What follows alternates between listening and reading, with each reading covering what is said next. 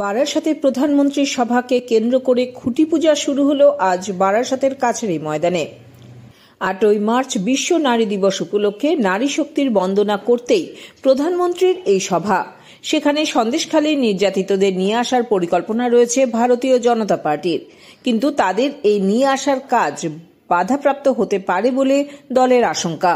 তাই সন্দেশখালীর নির্যাতিতদের সঙ্গে প্রধানমন্ত্রীর সাক্ষাৎ করানোর জন্য বিশেষ ব্যবস্থা করা হচ্ছে। ইতিমধ্যেই বারাসাতের কাছারি ময়দান এসপিজি তাদের দখলে নিয়েছে। জেলা পুলিশ মাঠের চারদিকে সিসিটিভি বসিয়েছে। সকাল থেকেই চলেছে বম্ব স্কোয়াডের তল্লাশি।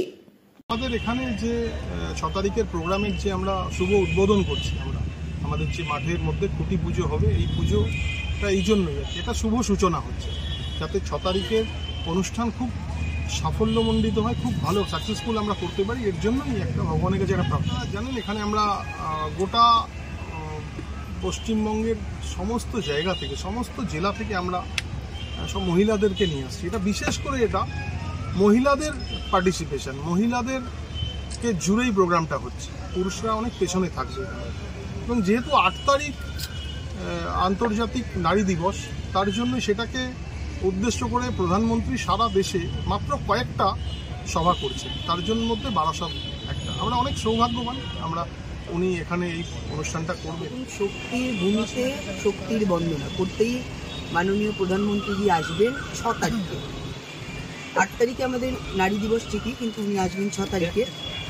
এবং সেখান থেকে বিভিন্ন মহিলারা তারা মোদিজির সাথে দেখা করার জন্য, তার সভায় আসার জন্য উদ্গ্রীব।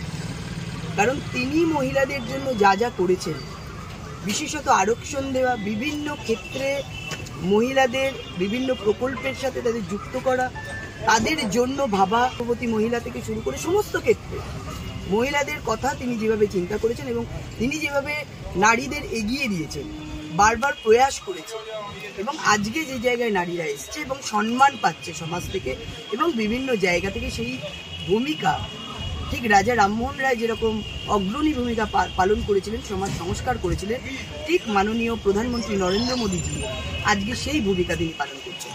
বারাসাত থেকে সময়ের খবরের রিপোর্ট।